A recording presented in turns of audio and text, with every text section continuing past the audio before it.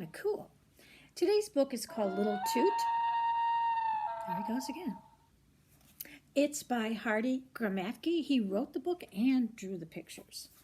What I'm going to do differently today is I'm going to read it in 2 sections because it's long, and the uploads up here in the North Woods takes a lot of time. So I'm going to break it up into 2 sections. Little Toot. At the foot of an old wharf lives the cutest, silliest little tugboat you ever saw.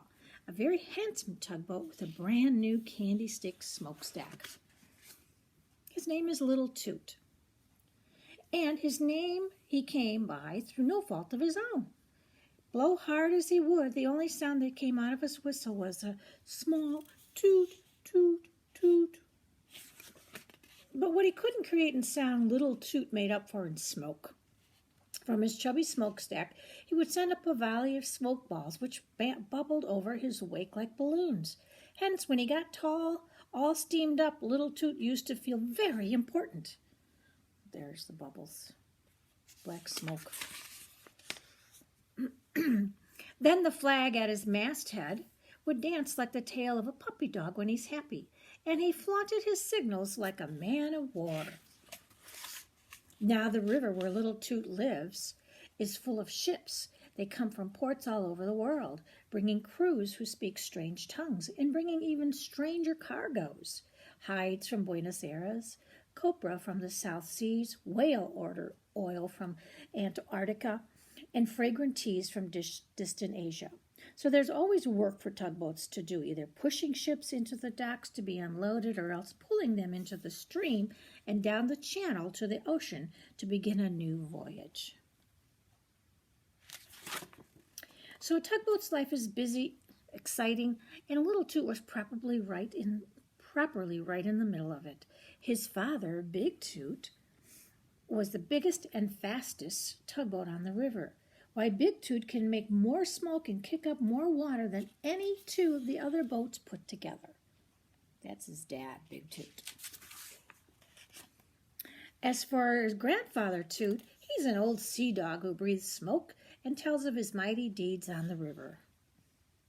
There's Grandpa. You'd think that Little Toot, belonging to such an important family, would have his mind on his work. But no, Little Toot hated work. He saw no sense in pulling ships 50 times bigger than himself all the way down to the ocean. And he was scared of the wild seas that lay in wait outside the channel, beyond where the harbor empties into the ocean. He didn't want to do that stuff. Little Toot had no desire to be tossed around. He preferred the calm water of the river, where he could always find plenty of fun, like gliding, for example. He loved to glide on the waves, or playing thread the needle around the piers, or one of his favorites was making crazy eights. Little Toot liked nothing better than to make a really fine figure 8. First you throw your weight on one side, then the other, and the result never failed to delight him, although his antics annoyed the hard-working tugboats. But he kept making figure 8s that grew bigger and bigger until one day he got carried away by the joy of it all. He made one so big it took up the whole river. Indeed, there was hardly room for it between the 2 shores. Look at that. Whoa. Took up the whole river. I don't know if people are going to be too happy. And no room for all for a big tugboat named J.G. McGillicuddy, which was bound downstream to pick up a string of coal barges from Hoboken. J.G. McGillicuddy had little love for other tugboats anyway, and frivolous one, like Little Toot, made him mad. Get out of my way.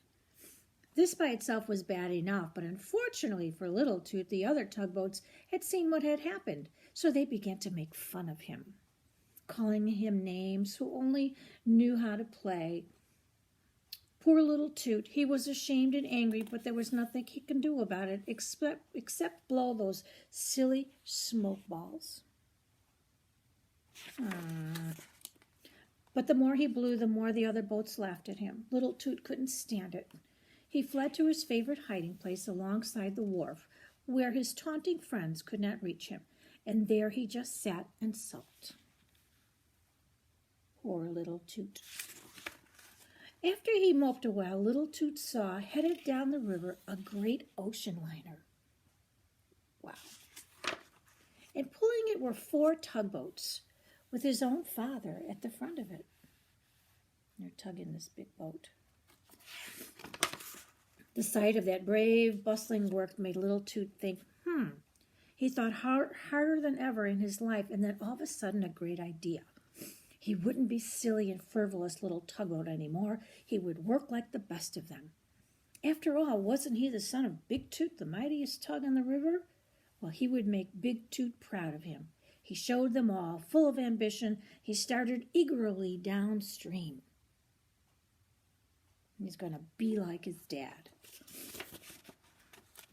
He sidled hopefully up to one big ship after another, tooting for them to heave a tow line, but they supposed he was still only a little nuisance and would have nothing to do with him.